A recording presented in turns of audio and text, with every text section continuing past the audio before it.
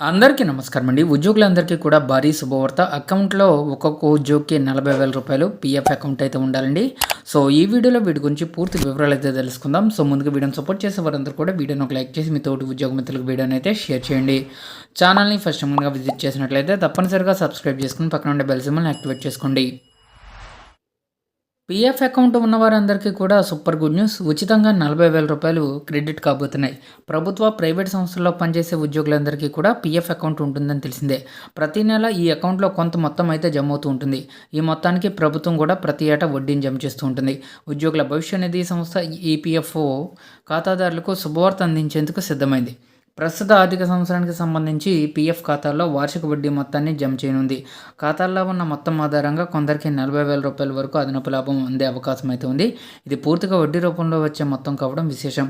ఈ ఆర్థిక సంవత్సరానికి ఈపీఎఫ్ఓ 8.25% రేటును అమలు చేస్తుంది.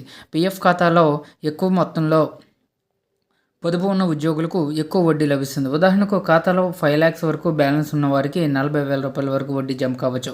బ్యాలెన్స్ తక్కువగా ఉన్న వారికి వడ్డీ మొత్తం కూడా తక్కువగానే ఉంటుంది. ప్రతి సంవత్సరం ఈపీఎఫ్ఓ పీఎఫ్ ఖాతాల్లో ఉన్న మొత్తంపై వడ్డీని లెక్కించి నేరుగా ఖాతాలోనే జమ చేస్తుంది. ఉద్యోగులు ప్రత్యేకంగా దరఖాస్తు చేయాల్సిన అవసరం అయితే లేదు. వడ్డీ జమ అయిన తర్వాత పాస్బుక్ల వివరాలు స్పష్టంగా కనిపిస్తాయి. ఈ విధంగా పీఎఫ్ ఖాతా ఒక దీర్ఘకాల పొదుపు సాధనంగా కూడా ఉపయోగపడుతుంది. ముందుగా బ్రౌజర్లో ఈపీఎఫ్ఓ యూఎన్ సభ్యుల పోర్టల్ ఓపెన్ చేయాలండి. యూఏఎన్ నెంబరు, పాస్వర్డ్ నమోదు చేసి లాగిన్ అయితే కావాలి. రిజిస్టర్డ్ మొబైల్కు వచ్చిన ఓటీపీని ధృవీకరించాల్సి అయితే ఉంటుంది. లాగిన్ అయిన తర్వాత పాస్బుక్ ఎంపికపై క్లిక్ చేయాలి.